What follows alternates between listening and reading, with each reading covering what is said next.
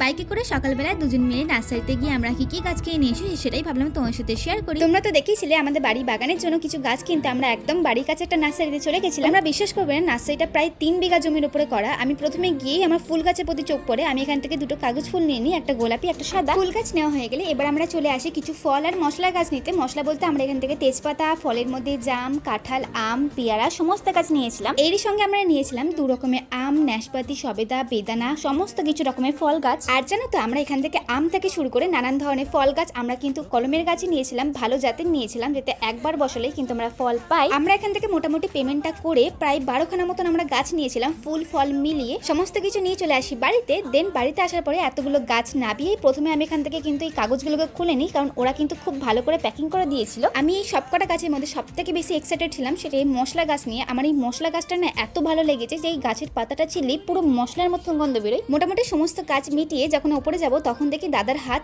একদম রোদের মধ্যে কালো হয়ে গেছে। আর বিশ্বাস করবে না, বাইরে এতটা রোদ যে গরমে মরে যাচ্ছিলাম। তাও কিন্তু আমরা সকালবেলা 7:30টার মধ্যে বেরিয়ে গেছিলাম, প্রায় 10:30টার মধ্যে ঢুকে গেছিলাম। 10:30টার মধ্যে এতটা গরমে এতটা কষ্ট হচ্ছিল যে মা বাড়িতে এসে একদম ঠান্ডা পেঁয়াজ দিয়ে ভাত খাই দিল। একটু রেস্ট নেওয়ার পরে দেখলাম মায়ের শরীরটা এই গরমে খারাপ লাগছিল, তার জন্য বললাম মা আমি একটা তরকারি করে দিই, তুমি যেহেতু একটা তরকারি করেছো। আজকে করেছিলাম একটু সিম্পল মাছের ঝোল পেঁয়াজ দিয়ে। আর এরই সঙ্গে মা একটা তরকারি করেছিল, সেটা তোমরা দেখতেই পেয়েছো, ঝিঙে আলু বড়া দিয়ে একদম পাতলা ঝোল। আমাদের মোটামুটি সবার খাওয়া দাওয়া হয়ে যাওয়ার পরে দেখি মা এখনো খায়নি। মাকে যখন জিজ্ঞেস করলাম মা খাবে না, তখন মা বলে আজকে নাকি মায়ের কি একটা উপোস আছে, তাই নাকি আজকে ভাত খেতে নেই, যে কারণে মাকে একটু চিড়ে আর কলা একটু হালকা জল দিয়ে নুন দিয়ে মেখে দিয়েছিলাম। মা খেতে খেতে বলছিল এই ফর্মটা একটু ফিল আপ করে দিই। এই ফর্মটা হচ্ছে ডিটিপি ফর্ম।